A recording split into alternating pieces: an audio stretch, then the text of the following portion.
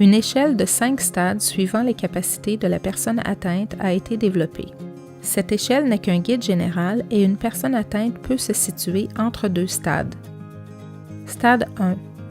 La personne atteinte est capable d'accomplir ses tâches quotidiennes, de travailler, conduire, gérer son budget et vivre de façon indépendante. Quelquefois, la personne peut avoir besoin d'une aide minime pour ses tâches ou d'avoir des responsabilités légèrement réduites au travail. Les symptômes présents peuvent inclure de petits mouvements involontaires, de légères pertes de coordination, des difficultés à résoudre des problèmes complexes et quelquefois de la dépression et de l'irritabilité. Stade 2. Le travail est de plus en plus difficile et les responsabilités doivent, si possible, être simplifiées. Certaines tâches quotidiennes comme manger, s'habiller et faire son hygiène peuvent demander une aide minime alors que d'autres tâches demandent une aide importante. Stade 3.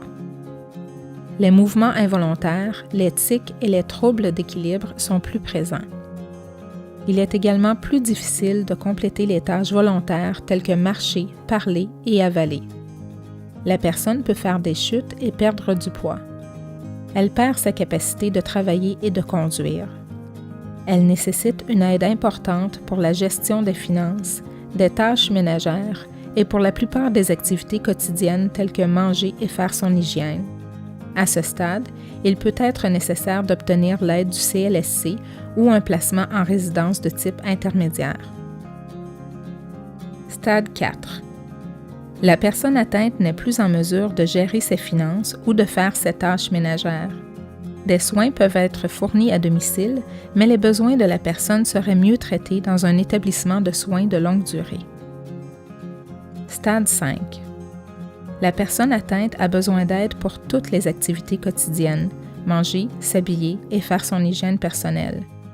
La chorie peut être davantage présente, mais elle est souvent remplacée par la rigidité. Vers la fin de la maladie, la personne est souvent alitée, mais garde un certain niveau de compréhension malgré le fait qu'elle ne puisse plus parler. Des soins infirmiers spécialisés à temps plein sont nécessaires. Les centres de soins de longue durée sont souvent la meilleure option. Le décès survient habituellement de 10 à 20 ans après l'apparition des premiers symptômes de la maladie.